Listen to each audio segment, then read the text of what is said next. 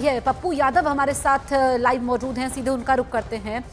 पप्पू यादव जी, आपके खिलाफ तो एफआईआर भी दर्ज हुई है, लेकिन अभी भी आप धरने पर बैठे हुए हैं। अब क्या मांगे हैं आपकी, क्योंकि री एग्जाम तो हो रहा है अभी? देखिए, एक बात समझिए, हमारी व्यवस्था में सर्वोच्च न्यायालय भी है, हाई कोर्ट भी है, डेमोक्रेसी में लगातार लंबी लड़ाई भी है। आप याद कीजिए बहन, पहले तो मैं आपको प्रणाम, नए साल की शुभकामनाएं सबको। याद कीजिए आप, गुज्जर आंदोलन, जाट आंदोलन, मीना आंदोलन, किसान आंदोलन, मंडल आंदोलन, कमंडल आंदोलन, बड़े आंदोलन की भूमिका में ये बात अलग है कि अब जो है संघर्ष करने की क्षमता खत्म हुई है। लोग बटे हुए हैं। बीपीएससी की बच्चे यूपीएससी वाले नहीं करते हैं, यूपीएससी के बच्चे एसएससी वाले नहीं करते हैं, क्लर्क जब पेपर लिक आउट होता है तो डॉक्टर वाले नहीं करते हैं, अवर चयन परिषद का जब पेपर लिक आउट होता है तो दूसरे बच्चे इन्वॉल्व नहीं होते हैं। स्थिति ये है कि बच्चे भी बिल्कुल एक सेंटिमेंट से गाइड होता है, उसके बाद फिर बात खत्म हो जाती है। जब नीट्स का पेपर लिक आउट हुआ था, पहले दिन ही ओथ में हमने #रीनीट का मैंने एक टी शर्ट लगा करके सदन में अपनी बात विरोध में हमने कही थी। फिर जिस दिन डीएम ने बच्चों को थप्पड़ मारा, मैंने यह सवाल सदन के भीतर उठाई थी कि आखिर जो बच्चे एसडीओ डीएसपी बनेंगे उसको डीएम कैसे मार सकता है। फिर बीपीएससी के मुद्दों को मैंने 4 बार उठाए लगातार। जिस दिन मेरा जन्मदिन था उस दिन भी हम कड़ाके के ठंड में 24 घंटा हम वहां पर भूख हड़ताल पर रहे। बड़ा आंदोलन हुआ, कल पूरे बिहार में लोग सड़कों पर थे। और फिर 12 तारीख को, 6 तारीख को, कल परसों मैं गवर्नर साहब से, नए गवर्नर से मिलूंगा। मैं इसके पहले चीफ सेक्रेटरी से भी मिला, गवर्नर साहब से भी मिले। हमने 22 सेंटर का उनको पूरे प्रूफ के साथ कि 12 बजे 4 लड़कियां कैसे फिर 2 दिन जो प्रैक्टिस हुआ, उस एग्जामिनेशन में जो प्रैक्टिस थी किसी कोचिंग माफिया की, उस कोचिंग प्रैक्टिस के क्वेश्चन आए को लाया गया। फिर उसी प्रैक्टिस क्वेश्चन को 37% क्वेश्चन की टैली बीपीएससी में की। फिर बीपीएससी के चेयरमैन ने कोचिंग माफिया को बुला करके, आप कोचिंग माफिया से पूछेंगे, सिस्टम मेरा कोलैप्स कर गया, गवर्नमेंट नाम की चीज नहीं है, कोचिंग माफिया तय करेगा। तो आप, मैंने सारी प्रूफ के साथ दी है और सीसीटीवी फुटेज।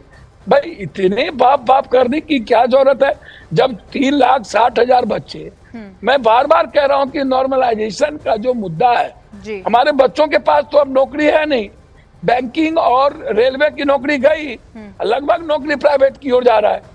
तो हमारे अच्छा, अब बच्चों जो छोटी मोटी बड़ी नौकरी बची है उसमें middle class, EBC, ST, SC, जो कॉमन बच्चे हैं जिसके पास पैसे नहीं है, क्या अब वो नौकरी नहीं करेंगे? क्या उनको नौकरी करने का राइट खत्म हो गया? अब आप हमको एक बात बताइए, यदि आज एग्जाम ये ले रहे हैं और सेम पैटर्न पर एग्जाम, इन्होंने सेम प्रैक्टिस और पैटर्न पर एग्जाम ले लिया, आप खुद ही बहन बताइए कि 3,60,000 बच्चों का क्या होगा। एक दूसरी बात, हम लोग हाई कोर्ट गए हुए, ठीक है, हाई कोर्ट में चूंकि बंद था बड़ा दिन को लेके, 1 जनवरी को लेकर के, हम लोग सोमवार को हम लोग इंटरवेनर बनेंगे हाई कोर्ट में। हाई कोर्ट से बहुत उम्मीद है कि इन लोगों पर सो मोटो नोटिस। ठीक है पप्पू यादव जी, आपने बताया कि आप कोर्ट का भी रुख करने वाले हैं, सोमवार का वो दिन होगा, अब आपको हाई कोर्ट से उम्मीदें हैं, लेकिन आपको क्या लगता है अब सरकार को, चूंकि आपने पहले भी कहा जब तक बातचीत नहीं होगी तब तक ये प्रदर्शन छोड़ने वाले नहीं है, क्यों सरकार नहीं बच्चों की बात मान रही है? इस तरह से वो अभी भी प्रदर्शन कर रहे हैं, आपको क्या लगता है सरकार को क्या इस वक्त करना चाहिए? इस साल 5 बार क्वेश्चन आउट हुआ, 90 के पहले से ही क्वेश्चन लगातार आउट होता रहा है, हमारी इच्छा शक्ति मर गई। देखिए, कोई भी जब दुर्गति होती है या किसी भी तरह के कानून, संविधान और कोई चीज फेल्योर करता है तो उसमें राजनेताओं की, सरकार की, विपक्ष की, सबकी अहम भूमिका होती है। बगैर राजनेताओं के पत्ता नहीं हिल सकता। बीपीएससी के चेयरमैन या कोचिंग माफिया कि सिर्फ इन्वॉल्व होने से कुछ नहीं होगा, जब तक पूरा तंत्र, पदाधिकारी, सिस्टम ऊपर से नीचे। लेकिन पप्पू यादव जी, जो आप बातें कह रहे हैं, आपने पहले भी ये बातें दोहराई हैं, इसी वजह से आप लोग धरने पर बैठे हुए हैं, लेकिन आप लोगों के खिलाफ तो एफआईआर दर्ज हुई है, समर्थकों के खिलाफ भी एफआईआर है। अच्छा, और इसमें ये आरोप लग रहा है, मेरा सवाल पहले सुन लीजिए फिर आप अपनी बात रखिएगा, कि यहाँ पर राजनीति का आरोप लगाया जा रहा है और इस बीच हम देख रहे हैं कि री एग्जाम तो शुरू भी हो चुका है। एक बात मैं आपको बता रहा हूँ, एग्जाम होने से क्या सर्वोच्च न्यायालय प्रभावित थोड़े होंगे। हमारी डेमोक्रेसी में लोकतंत्र को बचाने के लिए, हमारे बच्चों के भविष्य को बचाने के लिए कि कोई पेपर लीक आउट नहीं हो, और हम बच्चे हमारे री एग्जाम के साथ साथ किसी भी पेपर का, कोई भी पेपर छोटा या बड़ा, चाहे वो कलर का हो, चाहे वो सिपाही का हो, कोई भी पेपर लीक आउट, और बच्चों के जो जीनियस है, जो मेहनत करता है हमारा बच्चा, जो गरीब आदमी दौर में आ जाता है लेकिन उसको 8 लाख, 6 लाख, 5 लाख, 7 लाख, 12 लाख, 14 लाख रुपया नहीं देंगे तो वो सिपाही नहीं बनेगा। हमारी लड़ाई आने वाले भविष्य के बच्चों को लेकर के गहरी चिंता है, जिसको 12 तारीख को हो सकता है हम लोग बिहार बंद भी करें। हम सबसे बात कर रहे हैं, जो भी जरूरत पड़ेगी आर पार की लड़ाई लड़ेंगे। हम ये एग्जाम ले लेने के बावजूद भी इस कपिल सिब्बल जी से मेरी बातचीत हुई। कपिल सिब्बल जी ने कहा कि हाईकोर्ट क्या ऑर्डर देता है उसको देख लीजिए, आप लोग सुप्रीम कोर्ट आ जाइए।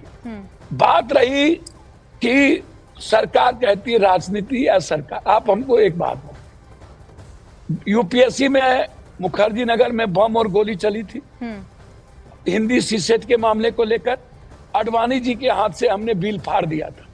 लंबी लड़ाई लड़े, आज हिंदी इलाके के जो बच्चे आखिर में पप्पू यादव जी जल्दी से बस ये बता दीजिए, अब आपका अगला कदम क्या होने वाला है अगर सरकार नहीं बात करती है तो? अगला कदम बिल्कुल क्लियर है, 6 को गवर्नर साहब से मिलेंगे। ठीक है, हम 12 तारीख को बिहार बंद कर सकते हैं, और कोर्ट हमारे लिए सर्वोच्च ताकत है। हम चाहेंगे सारे बच्चों के साथ मिलकर और विपक्ष एक होकर के इस लड़ाई को लड़े, कि ताकि कोई भी आने वाले समय में पेपर लीक आउट ना हो और बच्चों के भविष्य के साथ खिलवाड़ ना किया जाए। ठीक है पप्पू यादव जी, आपका हमसे बातचीत करने के लिए बहुत बहुत शुक्रिया। तो पप्पू यादव को आपने सुना, उन्होंने कहा कि 12 तारीख को हमारे बिहार बंद की भी तैयारी है।